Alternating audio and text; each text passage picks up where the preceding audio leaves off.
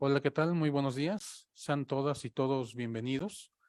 El Tribunal Electoral del Poder Judicial de la Federación, a través de la Dirección General de Relaciones Institucionales Nacionales, agradece su interés y presencia en este escuchatorio, las tecnologías de la información y la inteligencia artificial en los procesos electorales, en el marco del Círculo de Debates Juventudes por la Justicia Electoral. Agradecemos la presencia de quienes integran el Presidium. Ricardo Ortega Soriano, director del Departamento de Derecho de la Universidad Iberoamericana, Campus Ciudad de México.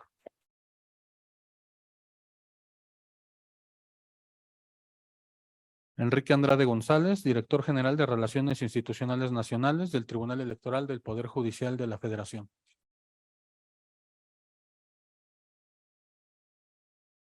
También nos acompaña Luis Espíndola Morales, magistrado de la Sala Regional Especializada del Tribunal Electoral del Poder Judicial de la Federación. A continuación, tiene el uso de la voz para dar su mensaje de bienvenida el director Ricardo Ortega Soriano. Por favor, director.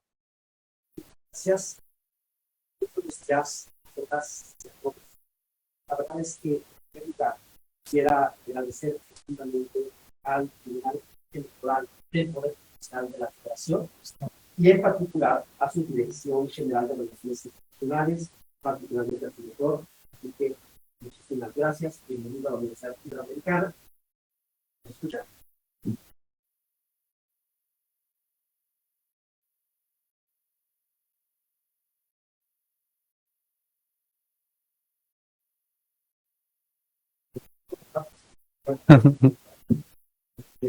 Ahora, y decía que estaba más a el director de la Dirección General de Relaciones Institucionales del Tribunal Electoral del Poder Judicial de la Federación, Enrique Andrade González, que también agradecer la presencia del magistrado Luis Espíndola Morales, que procede de la Sala Regional Especializada del Tribunal Electoral del Poder Judicial de la Federación. Bienvenido, Luis.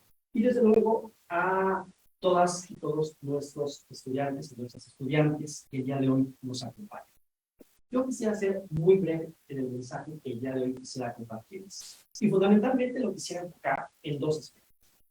El primero de ellos tiene que ver con la importancia de mantener una sólida vinculación con el Tribunal Electoral del Poder Judicial de la Federación. No solamente, que sí es importante, en tiempos electorales como los que actualmente empiezan a desarrollarse, sino de manera cotidiana, entendiendo que el Tribunal Electoral es una de las instituciones fundamentales del Estado mexicano y que es esencial para la consolidación de nuestra democracia.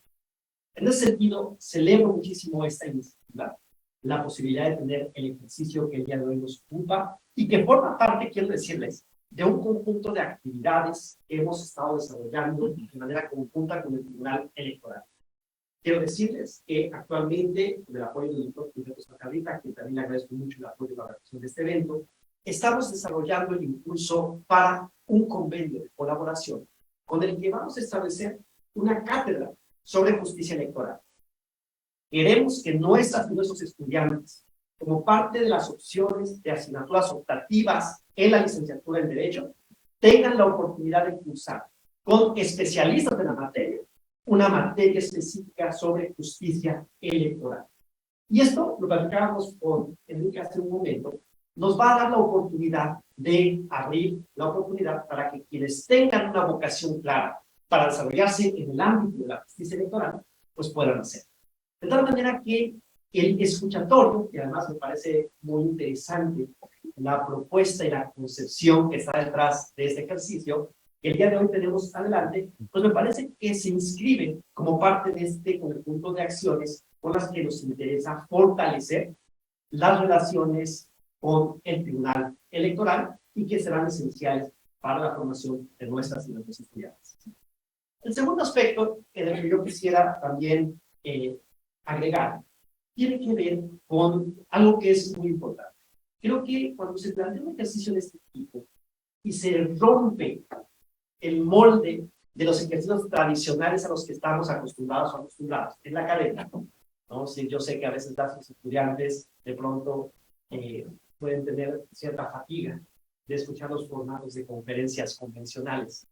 Y de pronto queremos tener aproximaciones distintas, nuevos enfoques para fortalecer el diálogo académico, pues la verdad es que ejercicios como este expositorio se resultan fundamentales.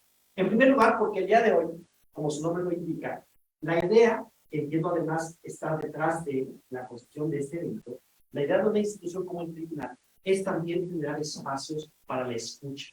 Escuchar lo que las y los estudiantes, después de un proceso de trabajo, tienen que compartir con todas y todos nosotros en relación con un aspecto tan importante como las tecnologías de la información e inteligencia artificial en los procesos de lectura.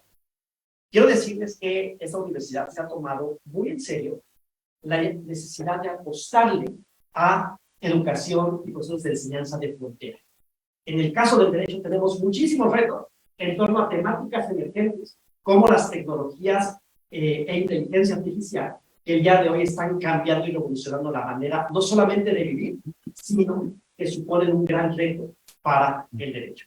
De tal manera que la oportunidad de escuchar el día de hoy a Luisa Fernanda Mendívil Ríos, a Luis Enrique López Aguilera, a Renata Estrada Maynes y a Edson Arturo Montes de Oca será un espacio reconfortante para que podamos tener de propia mano la mirada de nuestras y nuestros estudiantes en relación con una temática de gran importancia.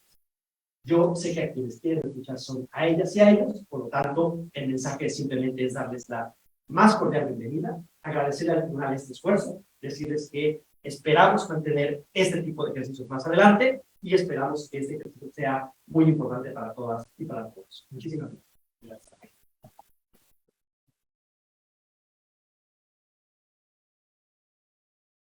Muchas gracias por las palabras. Ahora escucharemos al director Enrique Andrade González, por favor. Gracias, Oscar. Muy buenos días a todas y a todos. Nos da mucho gusto estar aquí con ustedes. A mí en particular me da mucho gusto. Yo soy egresado de aquí de la Universidad Iberoamericana. Me tocó prácticamente la inauguración de estas instalaciones. Casi toda la carrera la hice en la Campestre Churubusco. Y bueno, ya vine aquí a terminar y a poder recibir como abogado. Entonces, bueno, volver a regresar a el alma mater, la verdad es que es muy padre. Agradezco muchísimo a nombre del Tribunal Electoral del Poder Judicial, de su presidente Reyes Rodríguez Mondragón, de la magistrada Mónica Soto, la hospitalidad de la Universidad Iberoamericana, de la Escuela del Departamento de Derecho, de su director Ricardo Ortega, de su coordinador Gilberto Santa Rita, y bueno, todo el apoyo que hemos tenido para poder organizar este escuchatorio. Tenemos un panel de lujo. La verdad es que además nos acompañan autoridades pues muy importantes y muy dedicadas a lo que vamos a platicar. Especialmente le quiero agradecer al magistrado Luis Espíndola Morales, que es el magistrado integrante de la sala especializada del Tribunal Electoral del Poder Judicial. ¿Y por qué es importante? Porque justamente la sala especializada es la sala que está viendo ahorita los casos que están llegando relacionados con lo que aparece en redes sociales, ahorita con los aspirantes a precandidatos o las aspirantes a precandidatos, lo que puede estar prohibido o no, las cuestiones de posibles actos anticipados de precampaña o de campaña, en fin, y prácticamente pues es el tema, me imagino, casi de todos los días que está viendo el magistrado y que obviamente en su momento, de acuerdo al programa, nos podrá compartir su gran experiencia al respecto. Está también con nosotros, y le agradezco mucho, a la consejera electoral de la Ciudad de México, la maestra Erika Estrada, que además de tener una gran experiencia en el tema electoral, ser una muy buena amiga también, que hemos desde hace muchos años compartido muchas experiencias. El Instituto Electoral de la Ciudad de México es uno de los institutos que va a la vanguardia en este tipo de temas. Siempre lo ha sido. El primer voto electrónico que hubo en México, prácticamente desde el extranjero, lo organizó el Instituto Electoral de la Ciudad de México en el 2012, ya hace varios años, pero ha seguido perfeccionando toda esta cuestión electrónica del voto electrónico, de cómo se puede utilizar la tecnología en las elecciones. Entonces pues nos da mucho gusto que esté aquí con nosotros y seguramente ella participará ya un poquito después, pero nos compartirá pues sus experiencias en este tema. Y bueno, de manera, por supuesto, a nuestro moderador, a Edgar Guerrero, que es parte de la Dirección General, el jefe de unidad de la Dirección General que está ahí con nosotros, que será nuestro moderador. Y muy especialmente, pues a quien va a tener la palabra, más allá de las autoridades que nos encontramos aquí o de los adultos, digamos, que nos encontramos acá. Muy especialmente quiero agradecerle a Luisa Fernanda, a Luis Enrique, a Renata y a Edson Arturo, que además vi sus fichas curriculares y todos tienen un activismo especial en distintos temas relacionados con cuestiones, pues si no políticas, muy relacionados con la cuestión política, ¿no? Entonces, seguramente también ellos tendrán pues una muy buena experiencia que compartirnos en estos temas. Le agradezco también a Brenda Sofía Villalobos, que viene en representación de la vocal ejecutiva del Instituto Nacional Electoral, que nos acompañe. Y bueno, la idea del escuchatorio, como decía ahorita nuestro director, es hacer algo diferente. Es tratar de que no seamos nosotros los que digamos cuál es la verdad y que ustedes medio nos la compren, medio pues a lo mejor se lleven algo con ustedes de lo que decimos, pero que la verdad es que pues finalmente es algo que decimos desde otra perspectiva, desde nuestra experiencia, que obviamente pues es una experiencia distinta a la de ustedes. Si ustedes buscan la palabra escuchatorio, no existe en el diccionario. Esta fue una idea que tuvo la magistrada Mónica Soto de hacer algo diferente y en lugar de un conversatorio o de una conferencia magistral, hacer un escuchatorio que es escuchar en este caso a los jóvenes estudiantes de acá del Departamento de Derecho de la Ibero sobre un tema que seguramente ustedes están más involucrados que nosotros. Entonces, además de poderlos escuchar, de ver qué piensan, de cómo están viendo el arribo prácticamente de la inteligencia artificial a nuestras vidas en todos los aspectos, cómo lo están viendo en el tema político, en el tema electoral, de participación ciudadana, etcétera. Entonces, por eso es que se llama escuchatorio, porque la idea es escucharlos a ustedes y nosotros, por supuesto, nos llevamos pues una buena experiencia seguramente y poderlo compartir en su momento con los magistrados de la Sala Superior, porque ayuda a orientar ciertas decisiones. Esto saber lo que están pensando de sus sentencias, de lo que hace el tribunal, etcétera, pues ayuda también a orientar si vamos por el buen camino, si no, si se entiende lo que hace el tribunal o no. La verdad es que no es fácil, es una labor técnica, jurídica, pero que lo que interesa pues es que se sepa más por parte de la ciudadanía y lo valioso que es el trabajo que hacen y lo importante y trascendente que son las decisiones que se toman ahí, que como ustedes saben pues es la última instancia en materia electoral, más allá de la Suprema Corte de Justicia, y pues se decidirá ni más ni menos el dictamen de la elección presidencial del próximo año. Entonces, por eso es importante entender qué otras cosas hace el tribunal, además de dar la declaratoria de mayoría de la próxima o el próximo presidente de la República. Y bueno, y el tema del día de hoy, pues es un tema que, como les decía, les corresponde más a ustedes, el tema relacionado con la inteligencia artificial, y que seguramente pues nos llevaremos gratas sorpresas de todo lo que nos digan. Pues sin más, muchas gracias nuevamente y gracias a ustedes por su paciencia y estar por acá. Gracias.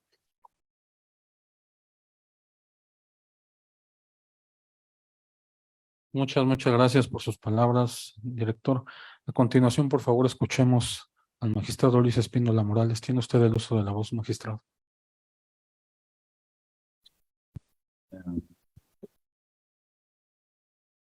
Muy buenos días a todas y a todos. Quiero agradecer primeramente al director Ricardo Ortega, director de Derecho de aquí de la Ibero, por la consideración, por la invitación, por esta iniciativa que es mancomunada de alguna manera y mutuamente entendida con el Tribunal Electoral del Poder Judicial de la Federación y conducida a través de Enrique Andrade, director de Relaciones institucionales, quien celebro también que pues lleve a cabo este tipo de iniciativas en conjunto con las instituciones académicas, porque es precisamente eso lo que se busca, ¿no? Escuchar a la juventud, escuchar las inquietudes, poder entender los diversos planteamientos, reflexiones, análisis, críticas y hasta reclamos que pudiera haber en relación con el uso de las tecnologías de la información, redes sociales, internet, también lo relacionado con inteligencia artificial, y aquí me detendría un poco, no sin antes pues agradecer también a la Escuela Judicial la organización, a las magistraturas que integran la Sala Superior, especialmente pues al magistrado presidente Reyes Rodríguez y a la magistrada Mónica Soto. Desde luego también, por supuesto, las magistraturas que integran la Sala Superior, todas ellas están muy al pendiente de todas estas actividades, igual que las salas regionales que integran el Tribunal Electoral del Poder Judicial de la Federación, y en una de ellas que me honro integrar, que es la sala especializada del Tribunal Electoral del Poder Judicial de la Federación.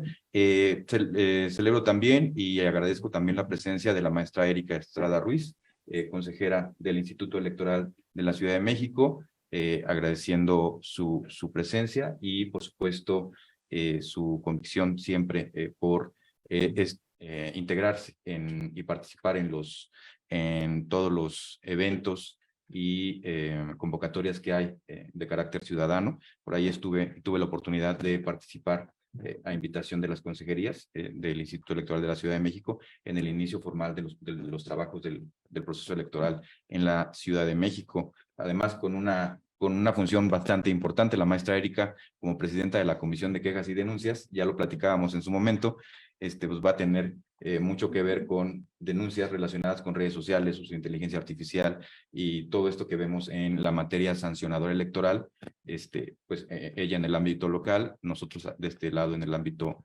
federal.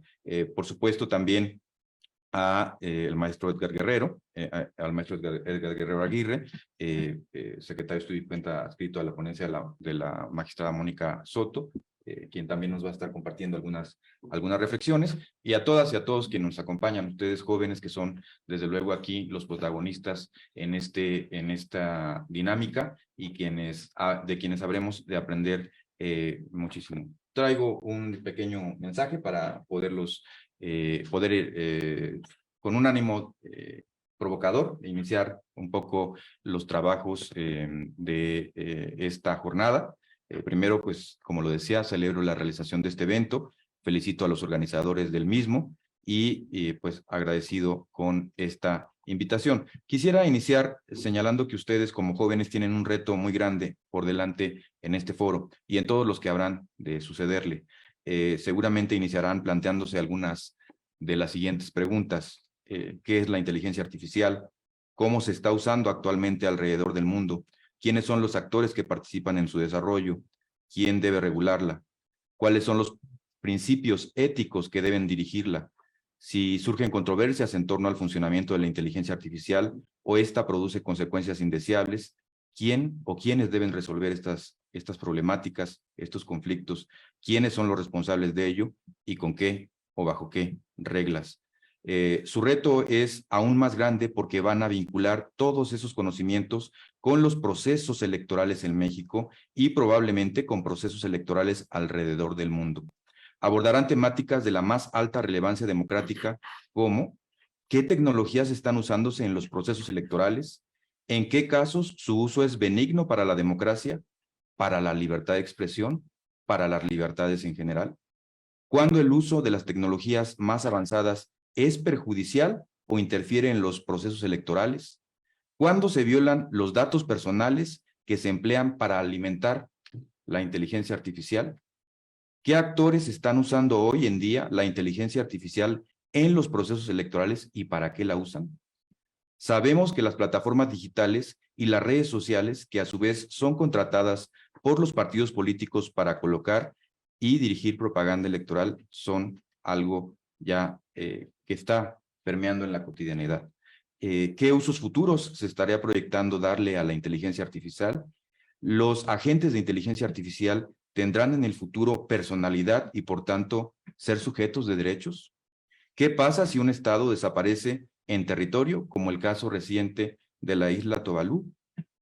¿Seguirán llevando a cabo elecciones en el mundo virtual, en el mundo del metaverso?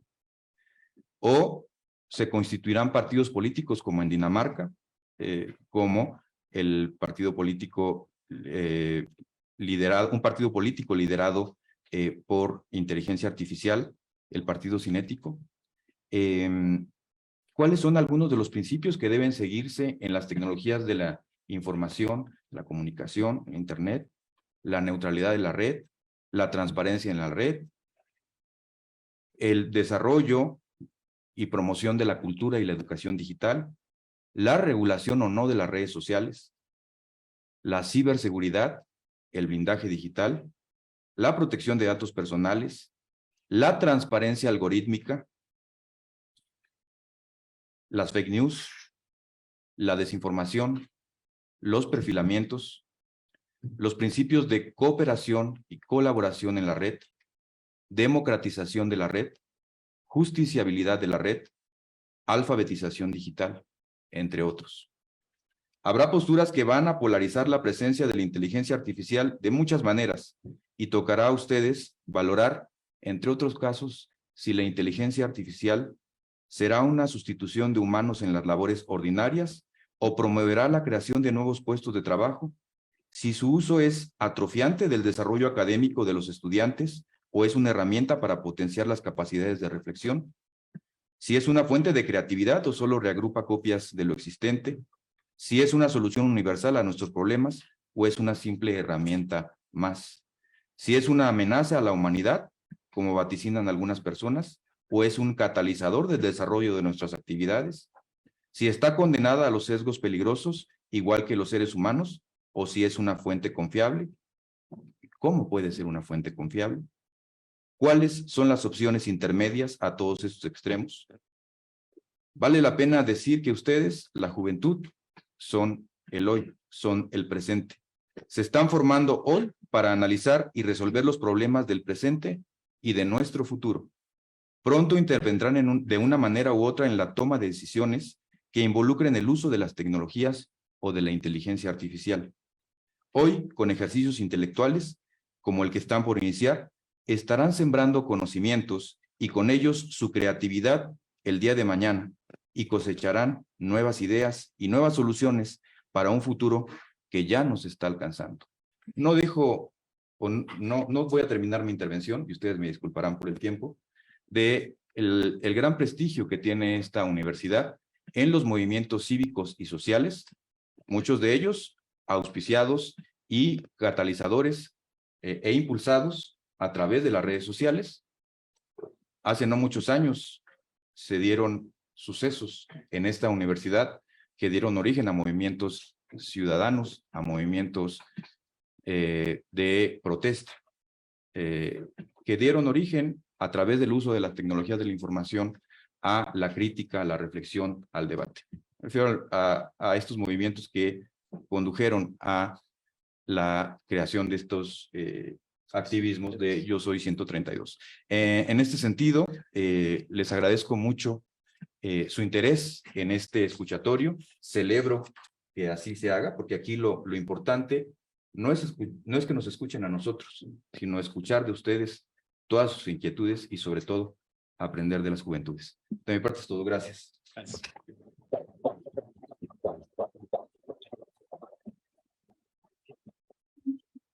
Agradeciendo las palabras de quienes integran el presidium, los invitamos ahora a tomarse la foto oficial de la inauguración de esta actividad, por favor.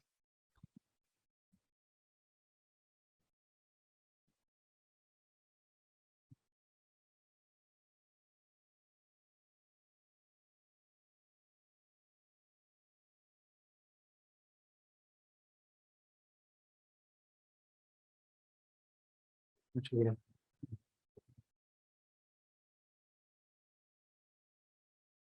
Para las personas que nos siguen a través de las redes sociales, les pedimos permanecer unos segundos. A continuación vamos a hacer una breve pausa en la transmisión y solicitamos amablemente a las autoridades a ocupar sus lugares para dar paso al desarrollo del escuchatorio. Muchas gracias.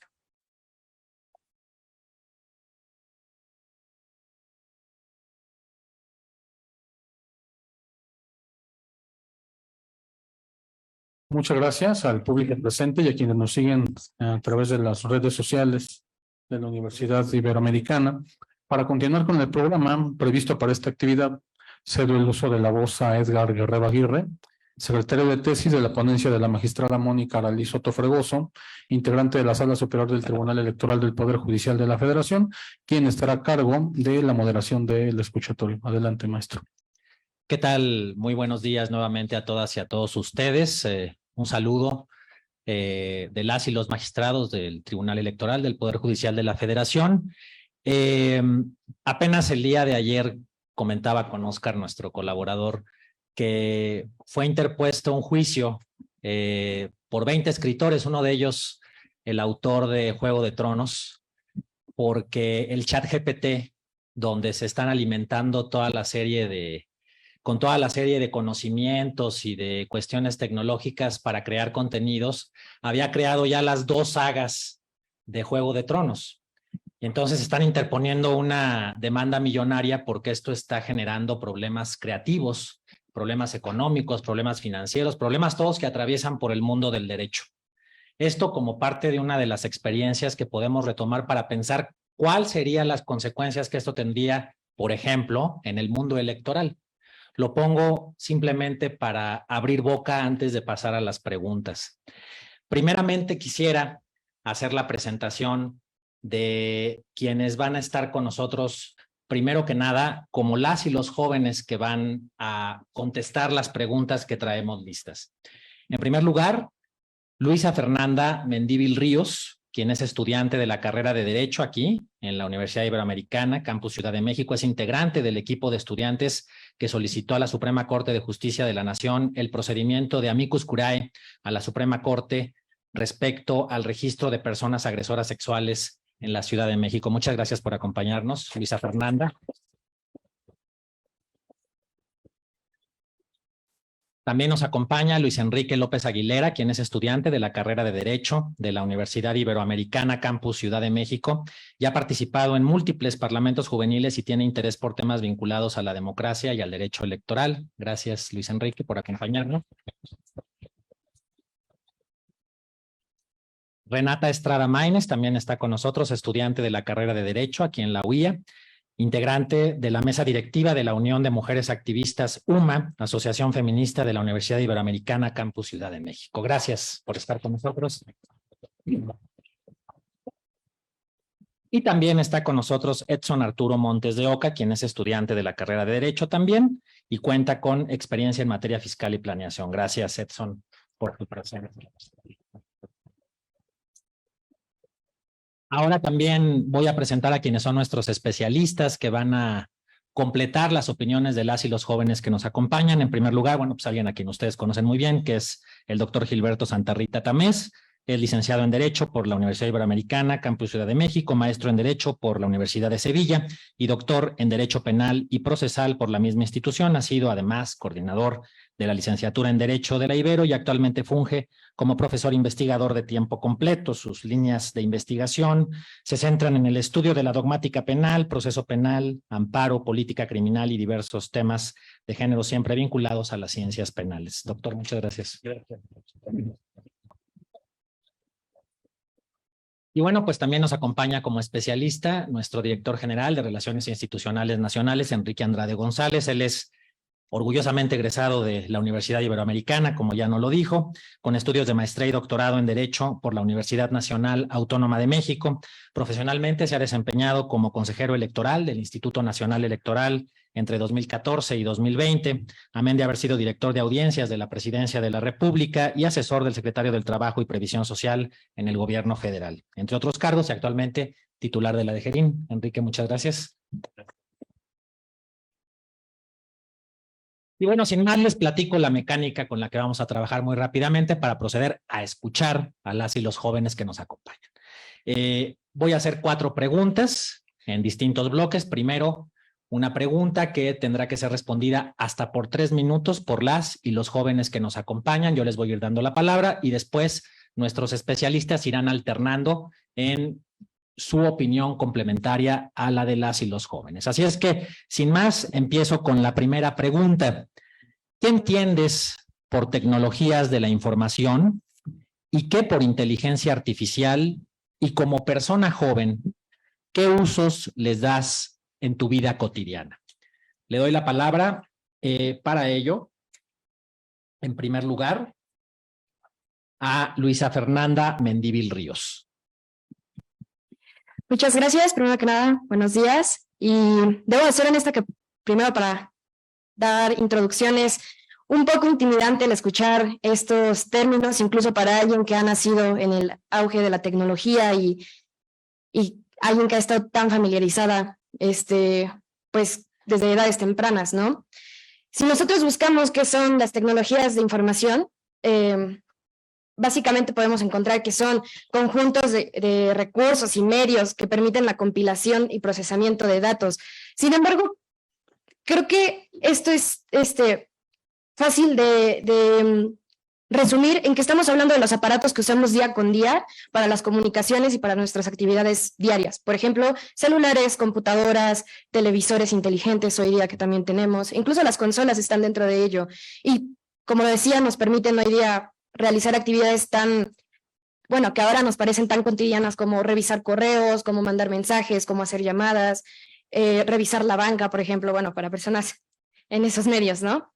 Por otro lado, la inteligencia artificial son básicamente todos los programas son todos los programas cuyo último objetivo es replicar la inteligencia humana o de resolver ciertas tareas que requieren inteligencia.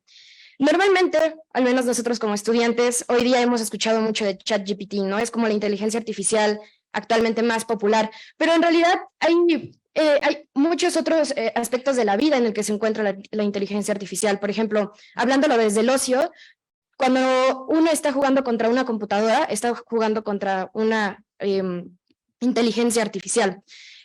Cuando juega ajedrez, cuando juega, no sé, Call of Duty, pone la opción, vamos a jugar con bots, es una inteligencia artificial contra lo que estamos jugando. Entonces, en resumen, básicamente, todas estas tecnologías, estas inteligencias hoy día son parte de nuestra cotidianidad.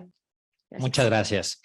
Ahora vamos a escuchar con esta misma pregunta a Luis Enrique López Aguilera, hasta por 3 minutos. Buenos días. Pues para dar una apertura correcta a un tema tan importante como lo es la democracia en nuestro país y cómo las tecnologías de la información e inteligencia artificial afectan al proceso participativo de los ciudadanos, considero importante primero responder la pregunta: ¿qué entendemos por tecnologías de la información y realmente las usamos mucho en nuestra vida cotidiana? Las tecnologías de la información, o TICs, comprenden un conjunto de tecnologías que tienen que ver con la adquisición, el procesamiento y la transmisión de información. Esto se puede hacer a través de dispositivos como computadoras, teléfonos y hasta las redes sociales. En nuestra vida cotidiana, este tipo de tecnologías se han vuelto indispensables para nuestro desarrollo tanto como profesional y hasta social. Es por ello que podemos decir que los usos que les damos son infinitos y depende del objetivo de cada persona. Por ejemplo, este tipo de herramientas se pueden utilizar para el aprendizaje de algún conocimiento, habilidad o técnica nueva. También se les puede dar un uso más casual, como el comunicarse con nuestros conocidos o familiares. En este caso, tenemos que revisar nuestras redes sociales para enterarnos de lo que está sucediendo en nuestro entorno.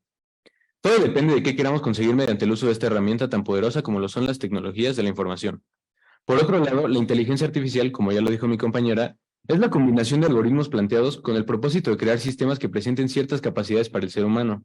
Sin embargo, el principal objetivo de esta herramienta es hacer más fácil, eficiente y eficaz las tareas o actividades que a los seres humanos les pueden parecer tediosas o difíciles de realizar. Es por ello que la inteligencia artificial se está convirtiendo en una herramienta fundamental e indispensable para nuestras tareas cotidianas que nos pueden quitar tiempo de productividad.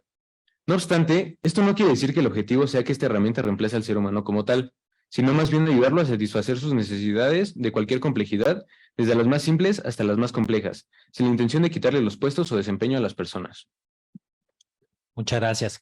Ahora escuchemos con su respuesta a Renata Estrada Maínez, hasta por 3 minutos. Pues para no repetir más definiciones, porque creo que ya quedó un poco claro para los que estamos aquí, pues creo que como estudiantes de esta universidad y como jóvenes usamos las tecnologías muy diferente a como lo podrán usar otras generaciones, ¿no? Hace unos años pues pensaría que estas tecnologías se utilizaban más en el hogar y que ni siquiera se pensaría en poder usarlas tal vez en el ámbito académico, porque como hablábamos hace un poco podría llegar a ser pues perjudicial según algunas creencias, ¿no? Pues creo que en un resumen diría que son herramientas que utilizamos las generaciones actuales y las generaciones que vivimos en la época digitalizada para facilitar la comunicación y facilitar la eficacia de las noticias y de los datos importantes que necesitamos todos. Muchas gracias. Finalmente escucharemos a Edson Arturo Montes de Oca hasta por 3 minutos. Sí, justamente me parece que ya todo lo dicho por mis compañeros, pues ya ha sido cubierto, pero creo que nos ha agotado. Primero que nada, es fundamental esto en una sociedad actual en la que vivimos. Nos encontramos en un proceso de digitalización y modernización de todos los medios. Lo podemos encontrar en aplicaciones justo como el entretenimiento, ¿no? La educación, los negocios, en el mundo laboral, pero muy importante en la comunicación, ¿no?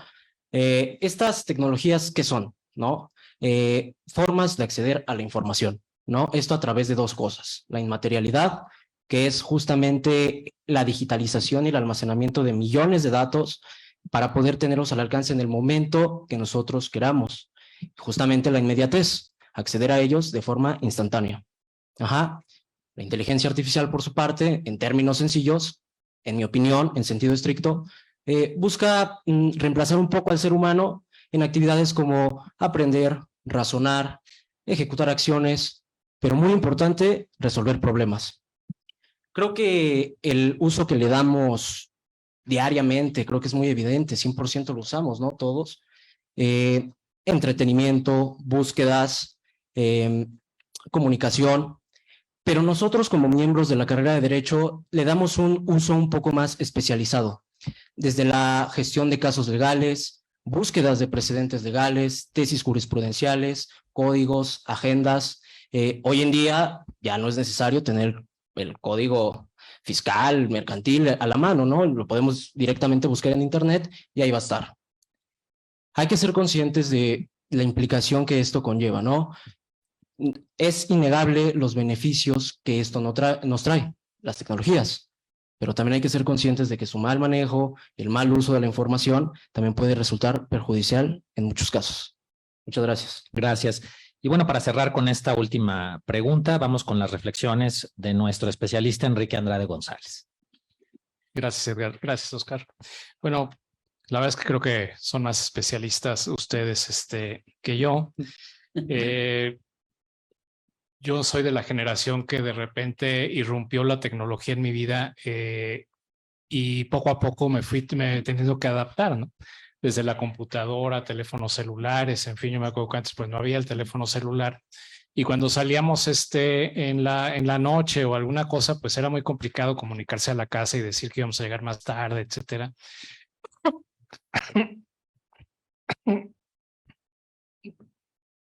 Ok, bueno, procedemos a la siguiente pregunta, un poco como introducción a ello. Supongo que todos ustedes estuvieron pendientes del proceso que hubo en Morena para elegir a su coordinador o coordinadora de la Cuarta Transformación, de los comités de defensa de la Cuarta Transformación.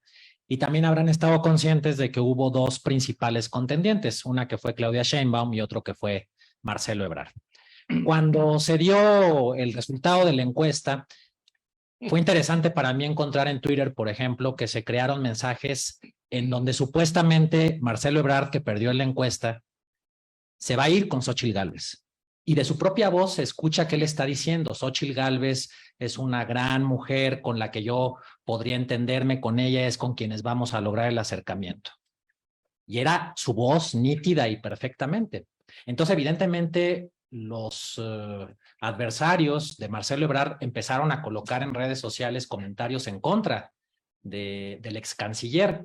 Y tuvo que entrar su equipo de campaña para aclarar que esta era una creación de un discurso con inteligencia artificial. Es decir, retomaron elementos de su voz para crear con la misma modulación, con la misma fuerza, con el mismo tipo de palabras que él suele utilizar, los mismos espacios entre una y otra palabra, un mensaje que fue utilizado para el golpeteo político. A esto es a lo que nos vamos a estar enfrentando a lo largo de todos estos meses.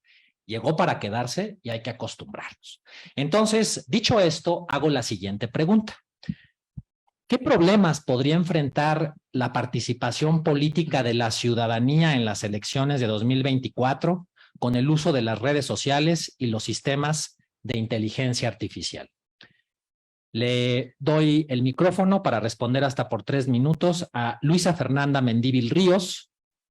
Adelante. Gracias nuevamente.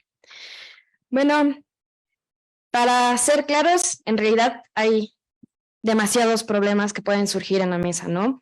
En la bienvenida, el magistrado, enlistó demasiados y creo que es por ello importante que el uso de las tecnologías en las elecciones del 2024 sea muy cuidadoso su planificación, ¿no?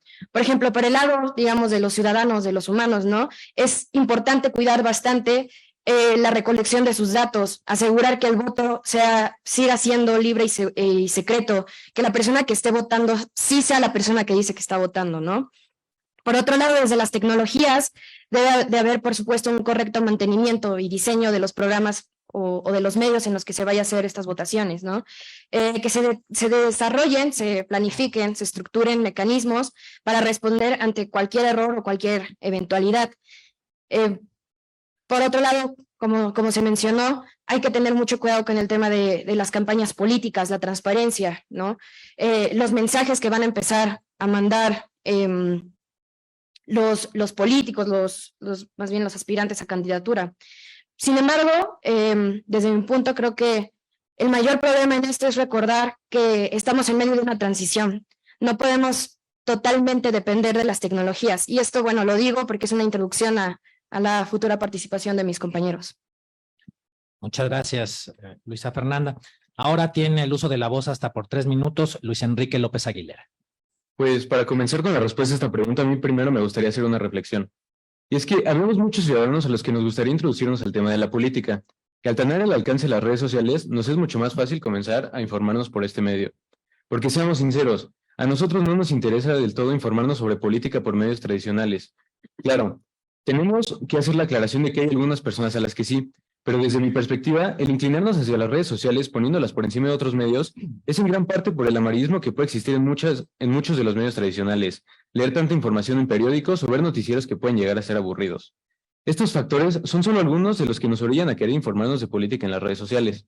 Y no estoy diciendo que esto esté mal. El hecho de querer informarnos sobre política y que tengamos la iniciativa para empezar por las redes sociales es un gran paso para la participación política de nosotros los jóvenes. El verdadero problema es que en la inmensa mayoría de veces nuestros feeds están adaptados a nuestros intereses y aquí podría haber un conflicto porque estas aplicaciones nos arrojan resultados en los que se habla de política que es más afín a nuestros intereses y también al espectro político en el que nos encontramos. Esto provocaría que cuando quisiéramos informarnos de manera imparcial, nuestra opinión ya se viera viciada por lo que antes vimos.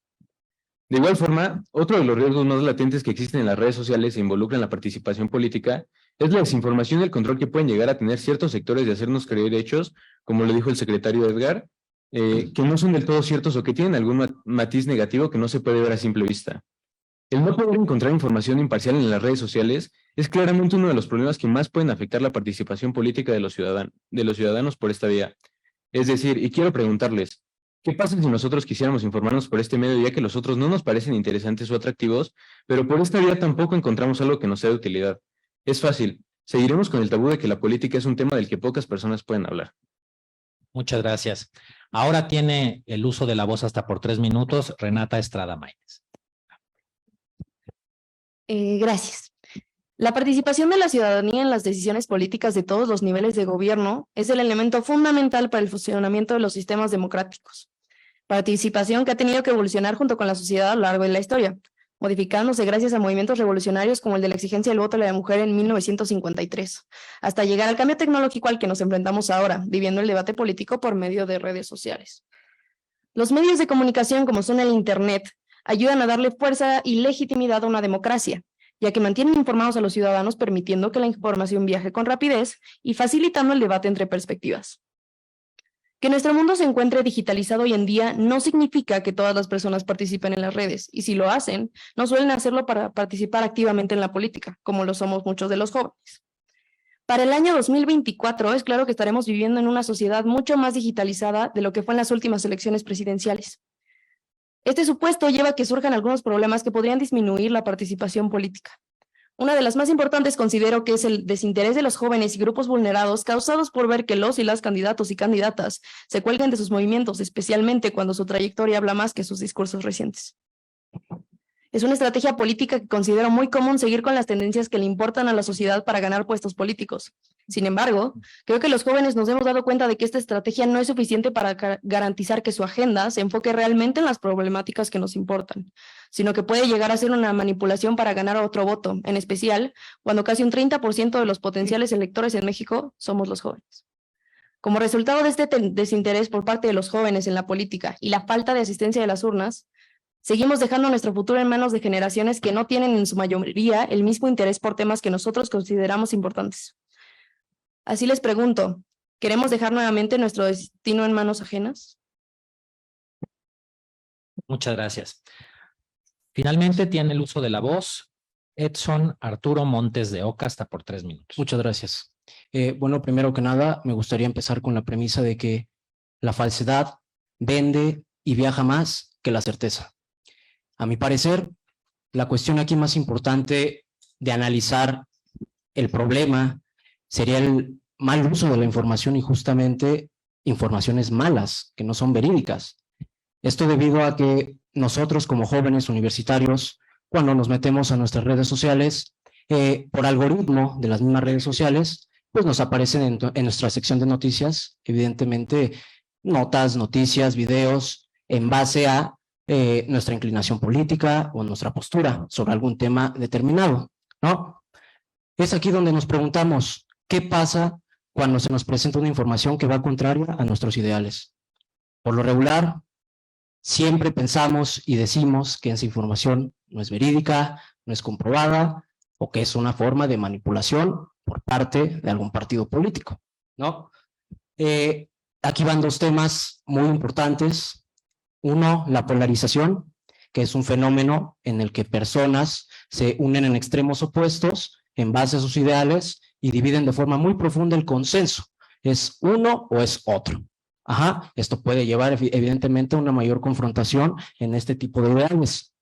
Y otro que me parece muy controversial es la censura.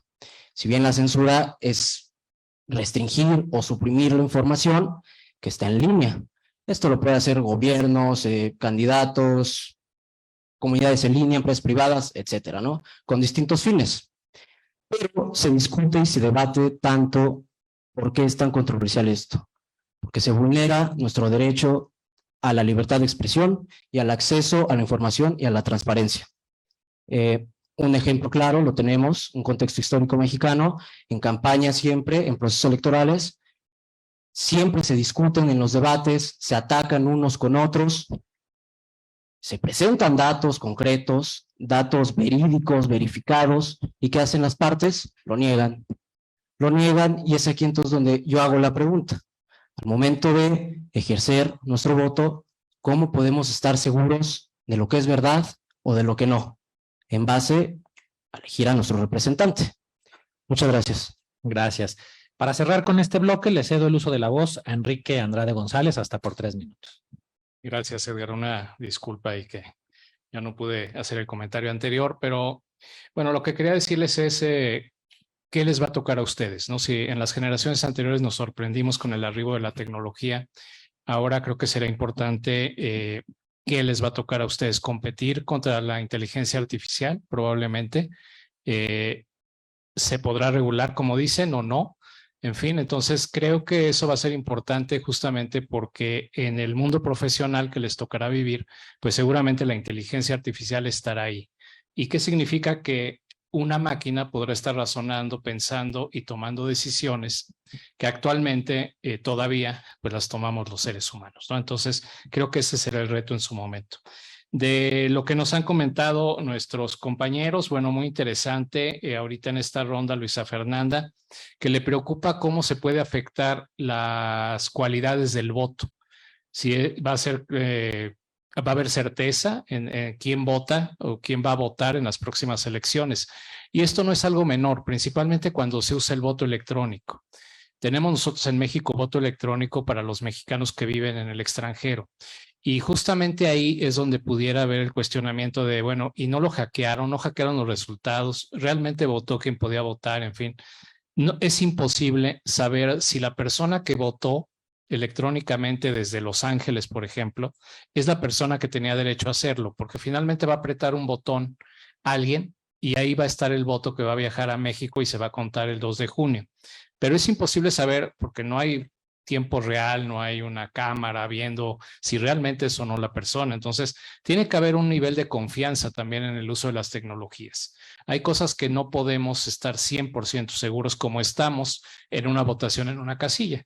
Funcionario de casilla va a llegar, va a ver a que llega el ciudadano, verifican la foto de la credencial, ven que sea la misma persona, en fin, hay muchos candados, digamos, de seguridad que se tienen en la votación normal que no se tienen en la votación electrónica. Entonces, parte va a ser pues esa confianza. Y el riesgo será ese, justamente el cuestionamiento de la certeza. Nos decía Luis Enrique el tema de las redes sociales. Bueno, pues sí, sin duda es ya parte de cómo nos informamos, ¿no? Se ve aburrido el medio tradicional, la verdad es que sí. Se ve pues como viejo ya, ¿no? En comparación a lo que podemos ver en segundos en TikTok o en Insta y ver otro tipo de información que a lo mejor, como dicen, se nos hace más atractiva que la información tradicional, aunque no necesariamente sea verdad. Y por supuesto, bueno, Renata pone un punto muy interesante, que es el desinterés de los jóvenes en las cuestiones políticas. A veces nos hemos preguntado si dar like significa participar. Y bueno, puede ser una participación social, una participación en un grupo de amigos, una participación de algunos conocidos, en fin, pero no es una participación política. La participación política necesariamente sí es ir a votar, hacer la fila, etcétera. O sea, eso es lo que cuenta para el mundo del derecho y para el mundo del derecho electoral. Y los jóvenes sí, desgraciadamente, a los 18 años tenemos las estadísticas electorales, van a votar, estrenar la credencial, etcétera, algo nuevo. Seguramente muchos de ustedes la primera vez que voten ahora el próximo año para presidente de la República, pero después pierden interés y ya no se vota en otros años, prácticamente hasta casi los 30 años. ¿Por qué? Porque como decía también Renata, bueno, pues porque a lo mejor las agendas de los candidatos no corresponden a las agendas de ustedes o los intereses que tiene un candidato o candidata, pues no corresponde a los intereses de ustedes. O sea, están hablando a lo mejor en idiomas distintos, ¿no? Y justo, pues de lo que se trata es, con su participación, lograr que esas agendas incluyan a los jóvenes, que se tengan diputados jóvenes, que haya más participación en los partidos políticos, que les hagan caso, que no digan, no, pues no tienes experiencia, espérame, ahorita vamos a decir nosotros y luego ya nos das tu opinión. Bueno, pues eso siempre ha sido así y nunca ha funcionado, digamos, hay que darle más apertura a los jóvenes, pero solamente ustedes lo podrán lograr. Y bueno, finalmente Edson Arturo también nos hace ver que ante las fake news, ante el mal uso que puede tener la inteligencia artificial en las elecciones, pues una de las vías podría ser censurarlo, ¿no? Ya lo han hecho otros países, lo han hecho en China, lo han hecho en Rusia, etcétera. O sea, sí se puede censurar, pero obviamente creo que es lo menos deseable. Lo deseable sería que existiera toda esta libertad, pero que hubiera un buen uso. Y estos ejemplos que nos daba Edgar hace un momento, de Juego de Tronos, en fin, pues cada vez son más, ¿no? Por ejemplo, en Japón hubo un candidato que fue un robot. Y este robot decía, yo me comprometo a acabar con la corrupción. O sea, esa era su bandera, muy parecida a la bandera que tuvimos en el 2018 y que probablemente volvamos a tener en el 24. Digamos que es el tema de moda, acabar con la corrupción. Pero lo interesante es que este robot tuvo cerca de 9,000 votos, ¿no? En un municipio en Japón. O sea, ¿qué pasaría si hubiera ganado? Claro, era un avatar que manejaba a otra persona y una empresa que hacía este robot. Pero finalmente creo que es interesante darnos cuenta cómo se puede utilizar esta inteligencia artificial en las elecciones. Hay un caso positivo, que es el caso de un candidato en Paraguay, que mandó a traducir en 3 idiomas distintos de etnias distintas en Paraguay su mensaje político, y esto, bueno, pues fue ayudado por la inteligencia artificial y pues muy positivo porque era un voto informado para justamente las comunidades de estas etnias. Y algo interesante que justo veía de una actividad que tuvo el Instituto Electoral de la Ciudad de México, el profesor Rubio de España, que decía que Facebook tiene de cada uno de nosotros 2,300 datos. O sea, imagínense lo que comentaba ahorita Edson, conoce más Facebook de nosotros que nosotros mismos, a lo mejor, nuestras preferencias, políticas, nuestras preferencias en todo tipo sociales, en fin, qué nos gusta comprar. Entonces, es importante porque en materia electoral, los mensajes van a ser dirigidos exactamente a lo que nosotros queremos recibir. O sea, nos van a gustar los mensajes que estemos recibiendo políticamente, no porque sean muy buenos, sino porque hay una inteligencia artificial y muchos algoritmos atrás que saben qué es lo que nos gusta y en dónde nos gusta recibirlo, y también saben dónde no nos gusta. Entonces también van a ocuparlo para hacerlo negativamente. Simplemente estar pendientes y bueno, muchas gracias por estas reflexiones. Muy bien. Pasemos ahora a la siguiente pregunta. Sería interesante saber cuántos de ustedes leen el periódico como un ejercicio cotidiano de entrar. Ya no les diría que leer el periódico como lo solíamos hacer antes nosotros, sino entrar a páginas concretamente para leer artículos, noticias, columnas. ¿Cuántos de ustedes se enteran de las noticias a través de lo que se les cruza en redes sociales? La gran mayoría. Supongo que esto sucede cuando están revisando sus redes para ver a sus artistas favoritos, temas de deportes, de algunas otras cuestiones o incluso los contactos que ustedes tienen. Bueno, este es el riesgo que se corre con las redes sociales en cuanto a verificar la certeza de la información. Si aparece ahí que se murió Juan Gabriel, o si aparece ahí que se murió José José, o si aparece ahí que se murió quien sea, verificar que esto haya sido real no es algo tan sencillo. De hecho, no sé si ustedes han visto que constantemente artistas que no han muerto y a los que han matado recientemente han tenido que decir, no estoy muerto, estoy vivo. Y esto implica una serie de medidas que se tienen que tomar cuando hablamos de temas mucho más serios, como es el caso de las elecciones, como es el caso de procesos económicos de diversa índole. Entonces, por eso es el tema de la importancia de las redes sociales, que ahora queremos vincularlo con la siguiente pregunta a un ámbito distinto, que es el que tiene que ver con las acciones afirmativas. ¿Alguno de ustedes ha oído hablar de las acciones afirmativas? Bueno, para ponerlos un poco en contexto, hay grupos vulnerables, grupos históricamente rezagados en nuestro país que no han recibido la oportunidad de tener representación política. Para empezar, las mujeres. Por fortuna, ya tenemos mandatos constitucionales y legales que obligan a que las mujeres hoy tengan una representación paritaria en todos los órganos del poder público del Estado mexicano. Pero sigamos con otros. ¿Qué otros grupos vulnerables se les ocurren? La gente con discapacidad visual, la gente con discapacidad auditiva, los grupos de afrodescendientes, por tan solo plantear algunos. El Tribunal Electoral, más allá de calificar elecciones, más allá de resolver disputas en los partidos políticos, se ha dado a la tarea de tratar de equilibrar el escenario político en la representación al darle este juego a personas que históricamente no han tenido esa representación. Y aquí viene la pregunta que es la que vamos a hacer.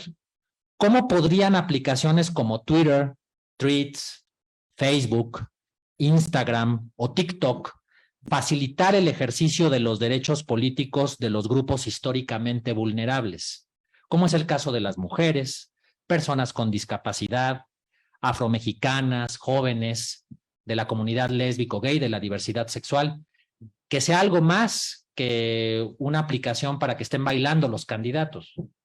¿Cuál es la utilidad que se le puede dar? Para esto le doy la palabra por 3 minutos a Luisa Fernanda Mendívil Ríos. Para responder, creo que hay que asentar primero que no hay que hacer caso omiso a que no toda la población tiene o hace uso más bien de las redes sociales. Sin embargo, pues yo creo que son la maravilla de la difusión, ¿no? Al menos en este siglo. Actualmente, y como lo hemos estado planteando, en estas redes sociales, bueno, nos bombardean día a día, ¿no? Con diferentes algoritmos, ¿no? Como se estaba mencionando, nos conocen quizá mejor que nosotros mismos y regularmente nos aparecen contenidos que nada más se encierran como en nuestra esfera de conocimiento de intereses. Sin embargo, hay maneras que en las que se puede aprovechar realmente bien el tema de las redes sociales, ¿no? El ejercicio de los derechos en general no debería de ser un interés solo para los grupos vulnerados, sino para la sociedad en general. ¿Cómo podemos contribuir en ello? Por eso es importante que en Internet siempre se tenga información y contenido actualizado acerca de los, bueno, en este caso, derechos políticos, que sean de fácil acceso, que sean de lectura fácil, por ejemplo. Como se estaba mencionando, uno de los grupos vulnerables son las personas con discapacidad. También el que estén disponibles en diversos formatos, que son, por ejemplo, todos estos videos, que son, por ejemplo, imágenes, por lo regular llamativas también. Hay que ser honestos en que entre más llamativo, de repente es donde más nos detenemos. Y por supuesto, en diferentes lenguas y con diferentes portavoces. Y con los portavoces es donde quiero hacer una pequeña parada, porque es lo que hablaba, es lo que más o menos mencionaba. No solo los grupos vulnerables deberían de ser los interesados en ver el alcance de cómo ejercer sus derechos, sino todos. Aunque no lo parezca, hay muchas personas allá afuera, y al menos hablando también desde los jóvenes, hay muchos jóvenes allá afuera que sí están interesados en los temas políticos. Quizá, como lo dijo mi compañero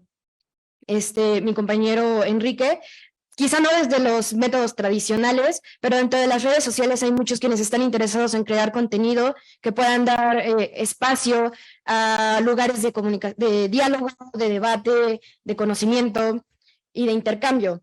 En resumen, para ir conectando las primeras ideas, las redes sociales son básicamente el lugar perfecto para la difusión y el alcance más amplio de los derechos políticos de las personas vulnerables. Muchas gracias. Ahora tiene la voz hasta por 3 minutos Luis Enrique López Aguilera. Pues retomando un poco mi respuesta anterior, creo que debemos de resaltar el fácil acceso que tenemos a las redes sociales. Esto nos puede ayudar bastante, ya que al expresarnos por redes sociales, sentimos que tenemos una vez que muchas veces no es reconocida por nuestras autoridades. Esto hace muy fácil ejercer nuestro derecho a la libertad de expresión en temas que nos afectan a todos, como lo es la política. Recientemente, y creo que se tiene que destacar, ha habido muchos políticos que se han dado cuenta del poder que tienen las redes sociales y lo mucho que sirven como una forma de expresión de los ciudadanos. Aquellos ciudadanos que se quieren introducir un discurso político y esta es la única manera que encuentran para hacerlo. Aquellos ciudadanos como ustedes y yo. Esto, en la mayoría de los casos, ha provocado que las autoridades comiencen a tomar más en serio las exigencias que se hacen por esta vía, ya que la participación ha ido en aumento. De igual forma, las redes sociales, al ser un foco de tanta atención para los jóvenes, pueden servir para comenzar con movimientos sociales que impacten positivamente en nuestra sociedad. Un ejemplo puede ser el movimiento Yo Soy 132, que surgió en 2012 como respuesta a la percepción de la falta de transparencia por parte de un candidato político de ese entonces. Este movimiento, que logró tomar fuerza en las redes sociales, fue un aprendizaje político, una oportunidad única que permitió la conformación de una red de activistas, un movimiento que conectó a todos los jóvenes del país, no solo de la Ciudad de México y que ha pervivido a través del tiempo. Los ejemplos antes mencionados nos sirven para ejemplificar lo valiosa que puede ser la participación ciudadana en las redes sociales y lo importante que es porque poco a poco se va convirtiendo en una parte de nuestro sistema democrático. Muchas gracias. Ahora tiene la voz hasta por 3 minutos Renata Estrada Maínez. Pues primero quiero decir o recordar lo que hablamos hace un segundo, que históricamente se ha dejado de lado a grupos como las mujeres, las comunidades indígenas, la comunidad LGBT, entre muchas otras. Y lamentablemente no se ha solo pasado de largo cuando se trata de sus derechos y protección de los mismos, sino que se los ha oprimido, no reconocido e incluso ignorado, viendo siempre por el interés de la mayoría. Sin embargo, a partir del surgimiento y auge de las redes sociales, se han convertido en una gran herramienta que facilita la participación política de estos grupos. Ofrecen un espacio para que puedan expresarse, movilizar a otros, visibilizar sus problemáticas e incluso romper con muchos paradigmas culturales y políticos de nuestra sociedad, para así poder llegar al cambio legislativo e incluyente que muchos queremos. ¿Cómo lo hacen actualmente? Creo que las aplicaciones mencionadas generan propagación de información sobre estos grupos, lo que genera una sociedad mucho más informada y que la sociedad siga beneficiando a grupos históricamente vulnerados. Además de aumentar la difusión de noticias y aumentar la cantidad de personas que asisten a marchas, para las cuales hacen más ruido mediático, presión social y política, y con ello logran cambios muy importantes que hemos podido ver. Todo lo dicho con anterioridad puede sonar esperanzador, sin embargo, creo que es importante señalar que también se da por medio de las redes sociales, la desinformación en materia de género, la información falsa, la violencia y el discurso de odio hacia todas estas comunidades.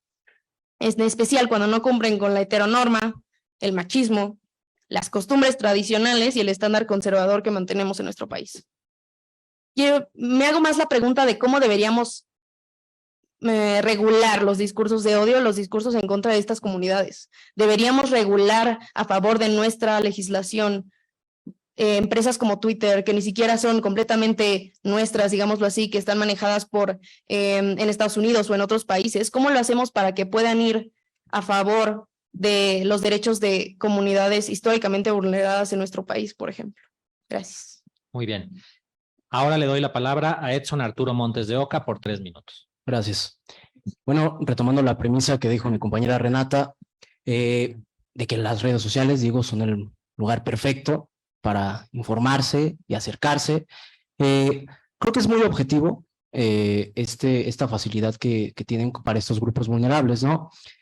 ¿Por qué? Porque pueden acceder a una amplia variedad de información, ¿no? Noticias en tiempo real, temas de política, sobre los candidatos justamente, ¿no? Ahorita que estamos enfocados en este tema, y además una participación más activa justamente de este tipo de grupos.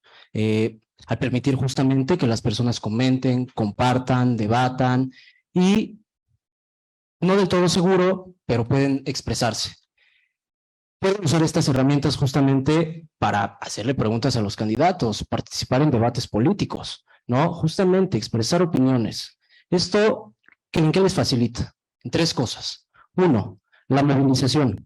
Este acceso a la información a este tipo de grupos vulnerables los ayuda a que en base a la información en la que ellos tienen pueden hacer protestas, eventos, campañas de concientización y actividades políticas que promuevan sus ideales y sus intereses. La educación cívica, muy, muy importante, desempeña un papel fundamental. Ya lo habíamos platicado con el director Enrique Andrade, el tema de ir a votar. No sé aquí cuántos hayan votado, pero los que lo hemos hecho sabemos que puede resultar un poco tedioso. La fila, pues sí, justo, la fila. Esto, pues, la educación cívica puede proponer información sobre los procesos electorales, cómo registrarse para votar, cómo participar de manera efectiva en la política. Y muy, muy fundamental, la rendición de cuentas. A través de las redes sociales, este tipo de grupos puede hacer un seguimiento de las acciones de los líderes políticos, exigiendo responsabilidad y total transparencia. Sin embargo, es importante tener en cuenta que pueden presentar desafíos, como ya lo había platicado anteriormente, como la polarización, la censura o la desinformación. Por lo tanto, es esencial que los usuarios y este tipo de grupos sean críticos en la información que consumen y en la información que ellos exponen. Muchas gracias. Muchas gracias. Para cerrar este bloque, tiene el uso de la voz nuestro especialista, Gilberto Santarrita. Muchísimas gracias, Edmundo. Enrique, muchísimas gracias. Fer, Luis, Rey, Arturo. Quiero darles las gracias también a la audiencia, especialmente con mucho afecto al profesor Sánchez Vázquez, que nos acompaña hoy con su grupo. Y miren, y por supuesto, pues a mis alumnas, a mis alumnos, ¿no? Yo, pues igualmente, podría comentar muchas cosas. He estado tomando nota y he estado reflexionando sobre diversos temas.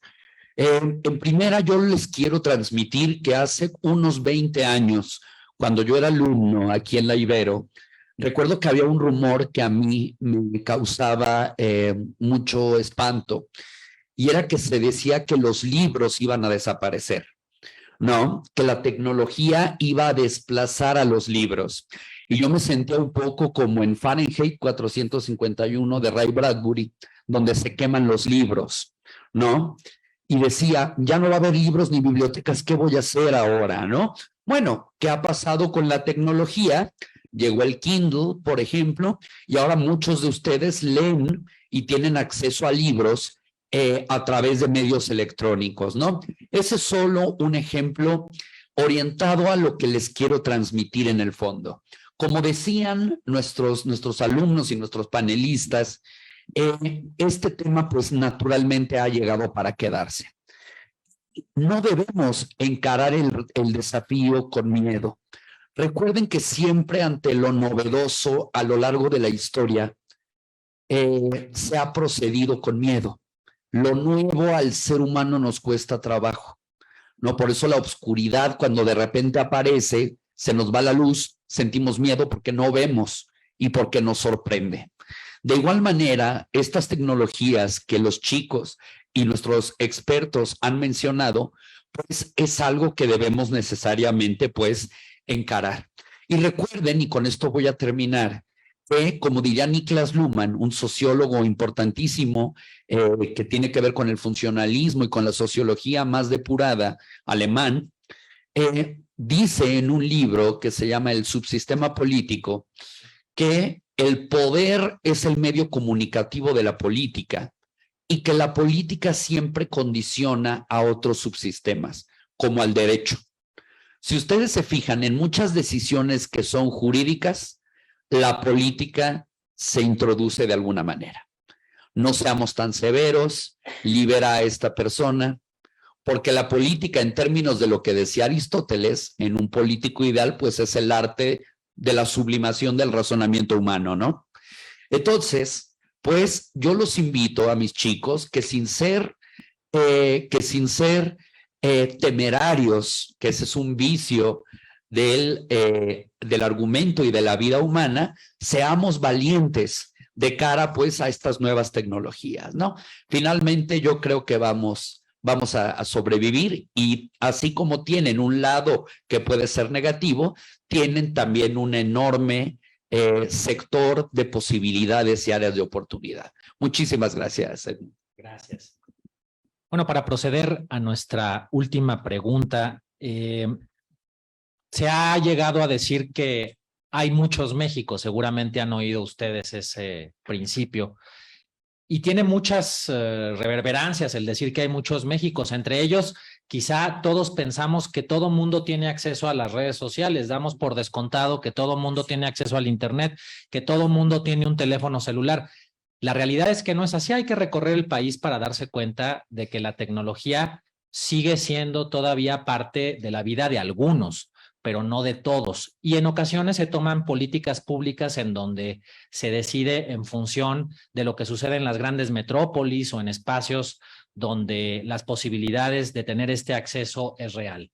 Con lo cual, hago la siguiente pregunta que tiene que ver con ello.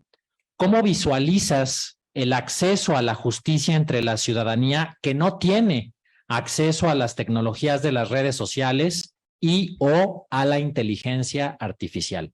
Le doy la palabra hasta por 3 minutos a Luisa Fernanda Mendívil Ríos. Gracias. La respuesta tajante, imposible.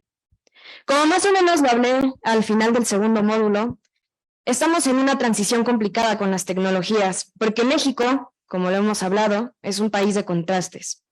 Y esta respuesta, a que es imposible, va en torno precisamente a que no todas las personas tienen este acceso a las tecnologías y que tampoco podemos depender de ellas.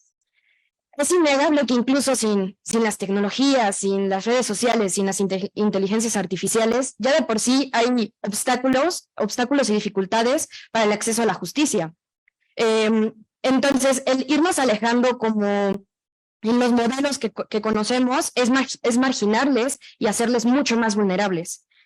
Y si bien hoy afortunadamente contamos con diferentes medios como páginas de internet para poder denunciar, por ejemplo, o conocer de nuestros derechos, debemos de, bueno, poniéndolo como en mesa como una propuesta, debemos de seguir manteniendo y fortaleciendo los sistemas legales y judiciales que hoy día son, o bueno, que hoy día tenemos, para que sigan siendo accesibles sin depender, como lo mencionaba, de la tecnología. En esto, bueno, es mantener que no se debilite la posibilidad de asesoramiento legal presencial, centros de acceso a la justicia en comunidades locales, servicios de información legal en formato impreso. Creo que todas estas medidas, por poner solo un ejemplo, tienen que seguir en mesa, porque al final del día las personas, al momento, creo que una de las formas en que las personas se acercan más a su sistema, a la justicia, es observando que realmente ésta tenga cierta certeza, que le brinden seguridad. Entonces, si ni siquiera le damos los medios, o no mantenemos más bien los medios para que estas personas puedan acceder a ella, bueno, pues va a ser muy complicado. Gracias. Muchas gracias. Ahora tiene el uso de la voz hasta por 3 minutos, Luis Enrique López Aguilera. Sí, pues desde nuestra perspectiva, consideramos que la falta de acceso a la justicia que sufren los grupos que no tienen acceso a las tecnologías de redes sociales o de inteligencia artificial es un tema de mucha controversia, ya que a pesar de que los que estamos aquí tenemos acceso a Internet, no todos tienen el privilegio de gozar de esta herramienta. El hecho de que estos sectores de la población no tengan acceso a una vía más accesible de justicia como lo pudieran ser las redes sociales, tomando en cuenta que para muchas personas las redes sociales son la manera de alzar la voz para las problemáticas que viven en su vida cotidiana, es algo preocupante. Y que además no tengan las herramientas necesarias para poder difundir estos problemas, lo es aún más. Pero también creo que estamos de acuerdo en que la falta de acceso a la justicia es un problema complejo y multifacético que no se limita únicamente a la falta de acceso a las tecnologías de redes sociales o inteligencias artificiales. Retomando la postura de mi compañera, si bien es cierto que la brecha digital es un factor significativo, también es importante reconocer que existen limitaciones físicas y sociales que dificultan la participación política y el acceso a la justicia para aquellos que no tienen acceso a las tecnologías de redes sociales o de inteligencia artificial. Por ejemplo, la falta de educación cívica y política o la falta de representación de sus intereses en la toma de decisiones pueden ser igual de perjudiciales que la falta de acceso a estas tecnologías, y siento que deberíamos de abordarlo de manera integral, no solamente intentando irnos por la falta de acceso que tienen por las redes sociales e inteligencia artificial, sino también, como lo dijo mi compañera, pues por los medios físicos y un poco más tradicionales. Muchas gracias. Ahora tiene el uso de la voz hasta por 3 minutos, Renata Estrada Maínez. Pues para responder a la pregunta, en vez de decir difícil, más bien imposible, voy a decir muy difícil. Principalmente porque de por sí el acceso a la justicia es tedioso, no solo por los procesos, los tiempos, los traslados de las personas. Es muy complicado para las personas hacerlo incluso de manera presencial. Y recordando un poco de lo que pasó unos años, teniendo que vivir presencialmente para pasar completamente a virtual gracias a la pandemia del COVID, ¿no? Tuvimos que pasar completamente a lo virtual y dejamos de lado a muchas personas que no cuentan con el privilegio de tener acceso pues, a las redes sociales e incluso a la internet. Por lo tanto, me pregunto si gozar de la justicia de manera digital es un privilegio que tenemos muchos y muchas mexicanas, porque más de 25 millones de personas en México no están conectadas a internet. Siguiendo con lo que dijeron mis compañeros, proponemos 2 mecanismos alternos. Uno sería fomentar la participación activa de organizaciones de la sociedad civil y grupos comunitarios para promover el acceso a la justicia y la participación en procesos electorales. Creo que es importante decir que hay que, en mi opinión, usar nuestro privilegio para disminuir una brecha gigante que tenemos. El segundo sería trabajar en la mejora de la infraestructura de telecomunicaciones y la conectividad en áreas rurales y marginadas para que más personas tengan acceso a la tecnología. Creo que nuestro país no puede darse el lujo de llevar todos los procesos de acceso a la justicia de manera no presencial o digital. Entonces, tenemos que trabajar en mejorar ambas para que nuestro servicio sea más eficiente y que la persona pueda acceder a sus necesidades. Gracias. Muchas gracias. Ahora tiene el uso de la voz Edson Arturo Montes de Oca, hasta por 3 minutos. Bueno, si bien es cierto, aquí ya no estamos hablando de democracia, aquí no estamos hablando de procesos electorales, estamos hablando de un tema complejo que es la justicia. Si bien es cierto, como todos sabemos, es derecho fundamental de todos los mexicanos el derecho a acceder a la justicia. Y me parece un poco complejo justamente determinar y facilitar este medio a este tipo de población, ya que el acceso de la información a este tipo de población es muy limitado. Me parece que los principales problemas que afectan esto, justo como lo mencionaban, era la pobreza y la falta de escasez de servicios legales gratuitos. Cerca del 80% de las necesidades legales de las personas de escasos recursos quedan descubiertas, como dato. Las entidades que por décadas se han dedicado a ofrecer servicios de representación legal gratuita cuentan con limitados recursos. ¿Esto por qué? Muchas cosas, ¿no? Una de ellas es la crisis económica. Aquí tenemos que ver y visualizar esta problemática con un principio de inclusión y diversidad. ¿Por qué?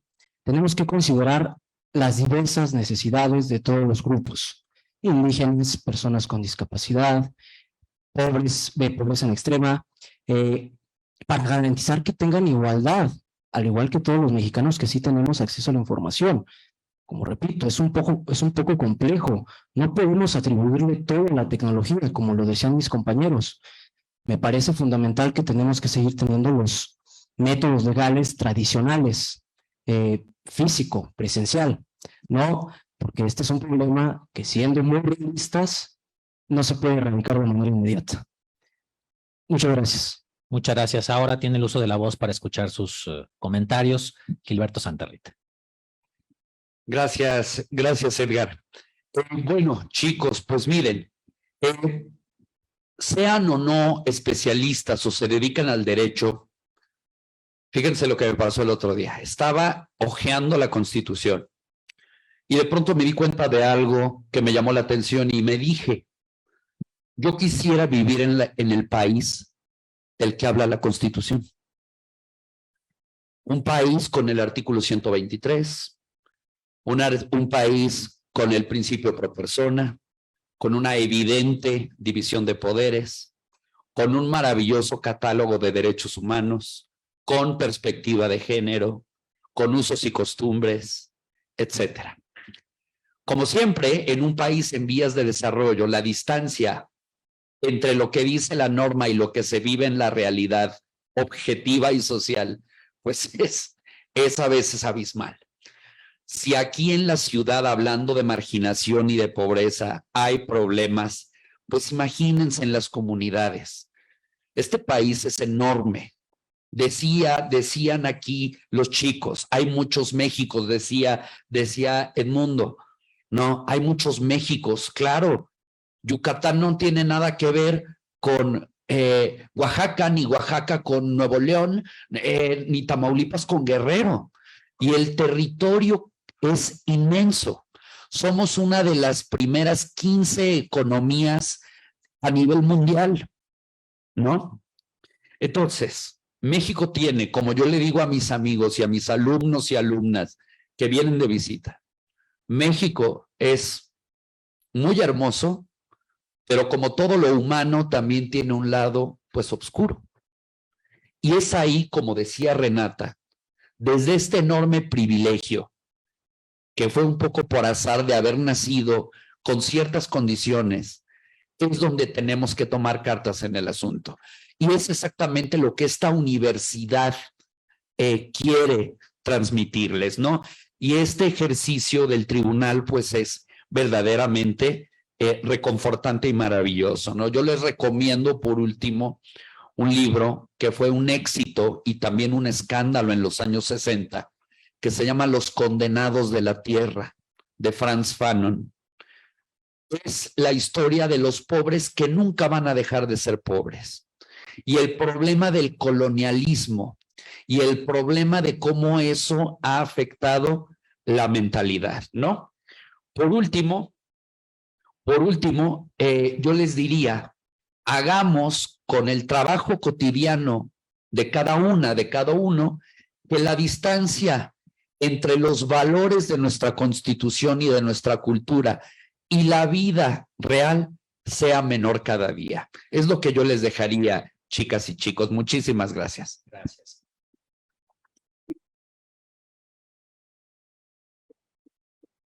Ahora, un espacio para un par de conclusiones por parte de las y los jóvenes que participan, muy breves. Empezaría con Luisa Fernanda Mendívil Ríos. Gracias. Bueno, para cerrar, creo que es bueno tomar los puntos introductorios de este escuchatorio, que es, bueno, la tecnología hoy día es parte de nuestras vidas, en cada aspecto de ella, en la educación, en el entretenimiento, en el ocio, y por supuesto, bueno, su alcance en lo político, pues es innegable. Como hemos también planteado durante toda esta sesión, hoy encontramos en las redes sociales y en las tecnologías en general un centro masivo de información, de opiniones, de noticias y demás. Yo en este caso, bueno, me gustaría dejar como parte de mi conclusión, obviamente mi personal opinión, que incluso viendo, sí, tenemos muchos beneficios, pero hay siempre que tener la vista al frente y en la total disposición de atender todas las problemáticas. Yo la que voy a dejar en mesa, que personalmente siento que es la más importante, que a lo mejor mis compañeros van a diferir un poco, es que es la imposibilidad de distintos grupos de la población al acceso de estas tecnologías, lo cual representa, al menos en cierta medida, una debilitación general para el ejercicio de los derechos, es decir, no solo de estos grupos vulnerables, sino de toda la población, de los y las mexicanas. Como parte de una democracia, como lo mencioné en algún punto, es necesario que nos involucremos e involucrar a otros en este reconocimiento y ejercicio de nuestros derechos y también de nuestras obligaciones. Sin embargo, también es importante que tengamos todos los medios y condiciones posibles de manera igualitaria y equitativa para acceder a ellos. Muchas gracias. Una breve conclusión de Luis Enrique López Aguilera. Pues sí, para concluir, a mí me gustaría mencionar que estamos atravesando una etapa de nuestras vidas en la que tal vez la política no nos importa mucho, en la que podemos pensar que nuestra opinión no es tomada en cuenta o en la que podemos pensar que las autoridades no le hacen caso a las exigencias de un sector político como el nuestro. Pero como lo hemos estado platicando, la participación política es fundamental para el desarrollo de una democracia sana.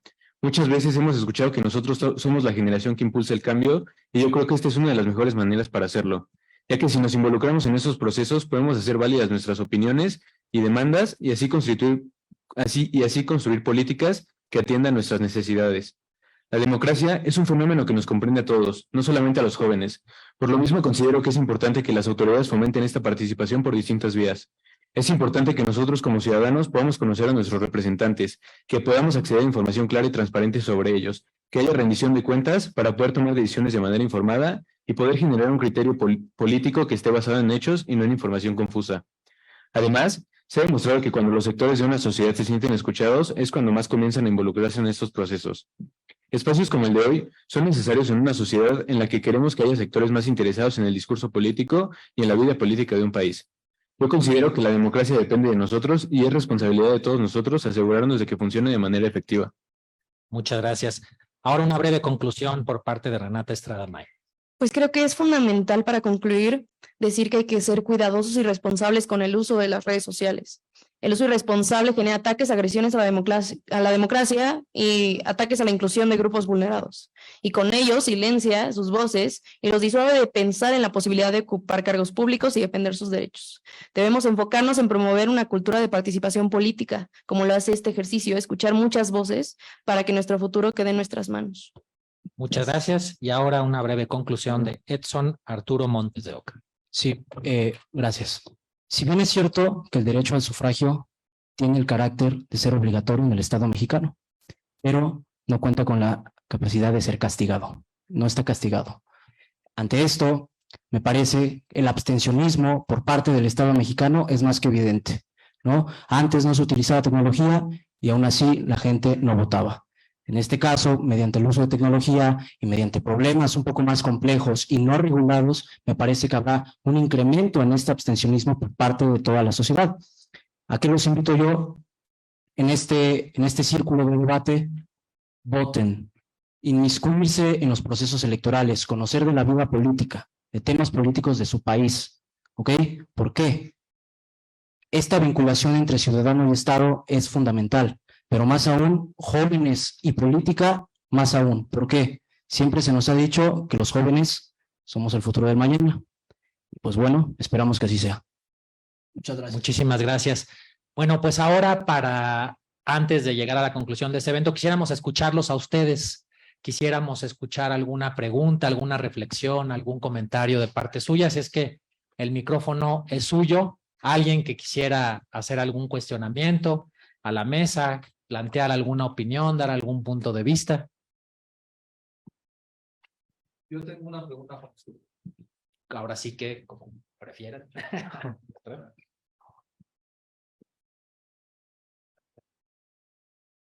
A mí me gustaría saber cuáles son las razones del abstencionismo aquí en México. ¿Los jóvenes no están satisfechos con la oferta política que se les brinda o cuáles son los elementos que han exacerbado este fenómeno?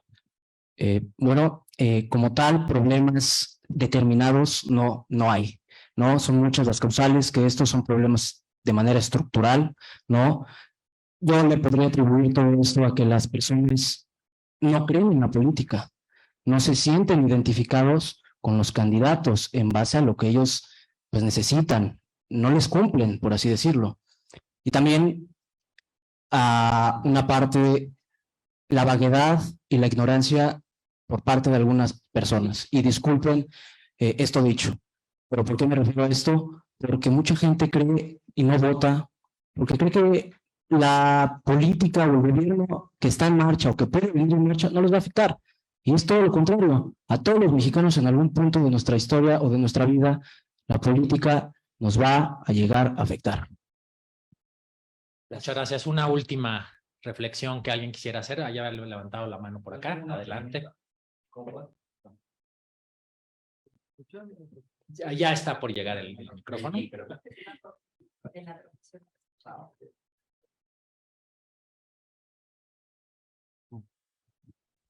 Hola, bueno, mi nombre es Juan Carlos. Primero felicitarlos por el tema expuesto. Con base al tema, ¿creen que ustedes, como jóvenes, el uso de la inteligencia artificial aumente su participación en el siguiente proceso o siguientes procesos electorales? Como se dice en la mesa, aproximadamente el 52% de los jóvenes de 20 años fue la participación. ¿Creen que en un futuro, con esta inteligencia artificial, aumente la participación de ustedes? ¿Quién responde? Pues si quieren una chica, compañera. Sí. Bueno, por supuesto, creo que, bueno, una de las cosas que mencionábamos es que justamente las inteligencias artificiales, bueno, su uso no tiene que ser restringido a una sola cosa, ¿no? Como lo decíamos, son para resolver ciertas situaciones que requieren inteligencia, pero hoy en día también están muy dirigidas a crear medios. Entonces, bueno, en este momento una de las formas que se me ocurren en que se pueden usar las inteligencias artificiales de manera responsable y no, digamos, perjudicial, como para echarse tierra entre políticos, es precisamente quizá hacer uso de ellas para propaganda que sea llamativa a los jóvenes, en el sentido a lo mejor del diseño, a lo mejor se va a comentar de la traducción de la propaganda política. También puede ser una forma en que se pueden implementar y usar las inteligencias artificiales, porque, como decimos, o sea, no somos un solo México, hay jóvenes en muchos otros lugares, hay jóvenes que obviamente tienen este contacto con las tecnologías de manera muy diferente a nosotros. Entonces, creo que esa es el uso para propagandas mucho más llamativas, que no sean perjudiciales, y creo que esa es como la principal. También, bueno, como se ha mencionado, las inteligencias artificiales obtienen su inteligencia en parte desde el Internet, entonces no dudo que por ahí haya jóvenes que quizás se quieran informar a través de ellas. Es un hecho que no podemos manejarlas directamente nosotros. Sin embargo, ser críticos, como lo iba a mencionar uno de mis compañeros, ser responsables también en las cosas que compartimos, porque al final del día también nutren esas mismas inteligencias artificiales. Muchas gracias a todos los integrantes del panel. La verdad es que ha sido una charla muy rica, muy interesante. Y a continuación pedimos por favor a la consejera Erika Estrada Ruiz que haga uso del presidium para que nos obsequie unas conclusiones de carácter institucional y pues también nos apoye con sus reflexiones en torno a esta importante actividad. Muchas gracias, buenas tardes a todas y todos. Miren, es súper interesante, creo que esto lo tendríamos que estar haciendo mucho más seguido para poder hacer esta lluvia de ideas en temas que tienen que ver con la tecnología. Yo les quiero platicar cómo la vemos desde los institutos electorales. Hay una parte que es completamente la relativa a la administración de los procesos, cómo nos apropiamos de la tecnología para facilitarles la vida. Por ejemplo, votar a través de una herramienta tecnológica. ¿Cuántas de ustedes lo harían a través del teléfono celular? ¿Quién confiaría si en este momento yo les digo, ¿saben qué? El próximo año todas y todos ustedes van a poder abrir su teléfono celular y desde ahí emitir su voto? ¿Lo harían? Acá veo caritas que dicen que no, a pesar de que son una generación completamente digitalizada, una generación completamente en la tecnología. Entonces hay una brecha que nosotros como autoridades tenemos que romper para que ustedes confíen en los mecanismos. Hay muchas herramientas tecnológicas que se utilizan desde la democracia. Hay países como Brasil con 150 millones de electores que votan a través de urnas electrónicas con resultados confiables. Entonces lo que tenemos que hacer es ir paso a paso contándoles a ustedes cómo hacemos uso de la tecnología y por qué sí podemos apropiarnos de la misma. Ahora bien, si ustedes me preguntarían en qué mundo quiero vivir, en un mundo con información, con derecho a que yo me exprese como considero, en un mundo en donde yo pueda confrontar mis ideas, en donde exista libertad de prensa y derecho a la información, yo quiero vivir en ese mundo. Y creo que evidentemente en México tenemos en este momento condiciones que nos permiten expresarnos, y eso es a través también de la tecnología. Y se los cuento porque ustedes se van a dar oportunidad en este proceso electoral de tener un abanico y una lluvia de ideas importantísima. Va a haber muchísima información allá afuera, muchísima. Hagan uso de ella, para eso está la información, pero también dense la oportunidad de confrontar esa información con las fuentes que sean confiables. A través de las autoridades electorales nosotros, le tocó también a Enrique cuando era consejero, sacar programas que tienen que ver con la información veraz. En lugar de salir a desmentir todo lo que va a existir en las redes sociales, lo que hacemos las autoridades electorales es trabajar con Facebook, por ejemplo, con Google, trabajar con Twitter, para que constantemente estén posicionando información que sí sea la correcta. Digamos, ganándole un poco a la fake news en el rating de dónde está la información y cómo se va clasificando a través de los algoritmos. Yo sí soy partidaria de la tecnología, creo que facilita muchísimo y también la inteligencia artificial, pero hay que tener mucho ojo también en cómo va a ser utilizada, sobre todo en las personas candidatas. En este momento en Ciudad de México ya vamos a entrar en la contienda, digamos, el fenómeno que vieron a nivel federal de quién va a ser la persona candidata, ya lo vamos a empezar a ver en Ciudad de México. Aquí la tecnología va a ser utilizada también por todos los candidatos y candidatas para posicionarse en las preferencias electorales, pero hay un tema que no quiero dejar pasar y con esto cerraría, que lo que estamos viviendo también en el fenómeno de las redes sociales es la violencia política en razón de género. El 80% de la violencia que viven las personas, mujeres, candidatas, es en las redes sociales. Entonces también hay que tener cuidado con la información que consumimos, la información que replicamos, porque pues de alguna manera le estamos dando foro a todo este tipo de información. Cerraría simple y sencillamente contándoles un poquito también del Instituto Electoral de la Ciudad de México. No solamente se implementó por primera vez el voto electrónico hace más de una década, modelo que se exportó para las personas que votan desde el extranjero, sino también a través de otros ejercicios se ha permitido ahora que ustedes emitan sus preferencias a través de un celular, no para las elecciones constitucionales, pero sí para otros ejercicios democráticos que a lo mejor no conocen tanto ustedes en Ciudad de México. Tenemos un ejercicio que se llama presupuesto participativo, en donde ustedes cada año deciden cómo se va a ejecutar un porcentaje del dinero de las alcaldías en donde ustedes habitan. Pueden decidir si es en un parque, en un lugar para adultos mayores, para jóvenes, se han puesto bibliotecas digitales, algunos han instalado algunos huertos para captar agua pluvial y regar sus zonas donde viven, o bien energía solar y transformarlas en unidades habitacionales iluminadas. Eso lo hacen ya desde el celular.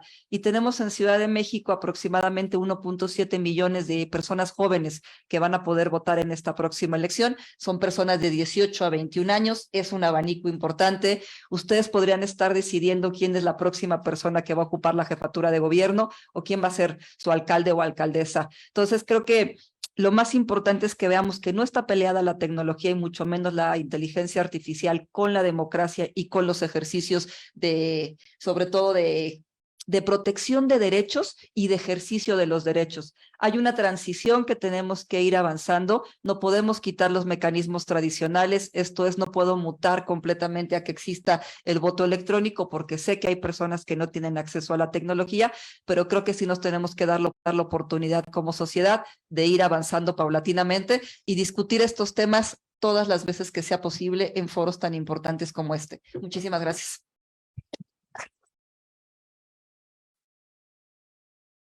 Muchas gracias, consejera. Y también gracias al público presente, al público que nos siguió a través de las redes sociales de la Universidad Iberoamericana.